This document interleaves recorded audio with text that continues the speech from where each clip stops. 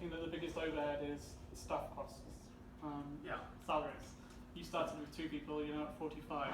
What was that journey from 2008 to 2016 from a staffing level? And did it involve major investments and major funding to get to that level? Like, did you start off with 2 and then with 4, then 10? Was it a big leap from like 5 to 30? There was a big leap, and it was the wrong leap, and we almost went under, and we downsized, cut the team in half. So there is almost 3 chapters to our company. One was Sanity, and then in the middle there was Vanity, and then we went back to Sanity. I call it the Vanity sandwich, right? And that Vanity phase was driven by, here's a ton of money, now it's time to explode. And I just don't think you can drive explosiveness. You can't engineer it. You can't, things catch fire and burn. Either they do or they don't.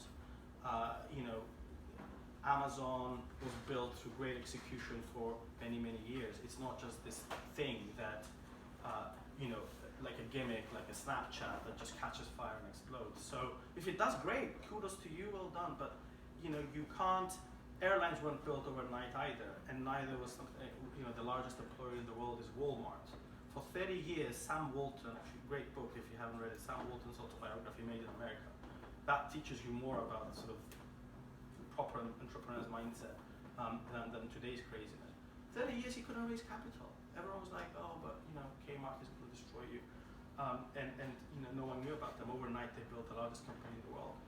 Bottom line is, in the Vanity point 1 phase, we were basically hiring as we could afford and keeping a very low burn. So basically when I say we were intentionally not profitable, we wanted growth, but back to what I said earlier, we had a budget and we said this is how much we can afford to burn, and working backwards we said we can afford to get 1 more support person, 1 more engineer, and so on and so forth. So we kept it very, very controlled. Then we went through a phase when they gave us a ton of money and said, we need to explode now, that's it.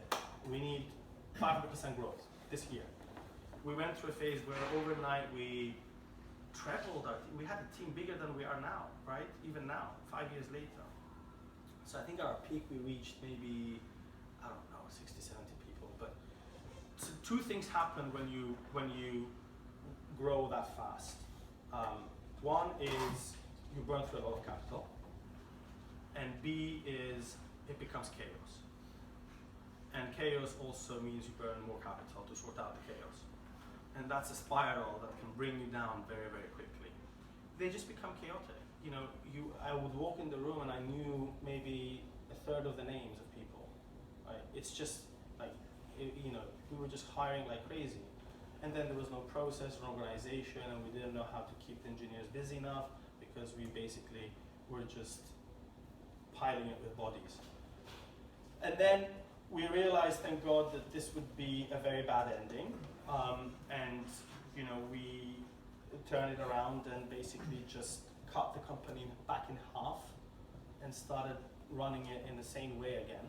And ever since we've kept it like that. So we hire as we can afford to, and as our revenue goes up, we reinvest it in people and we keep within our budget.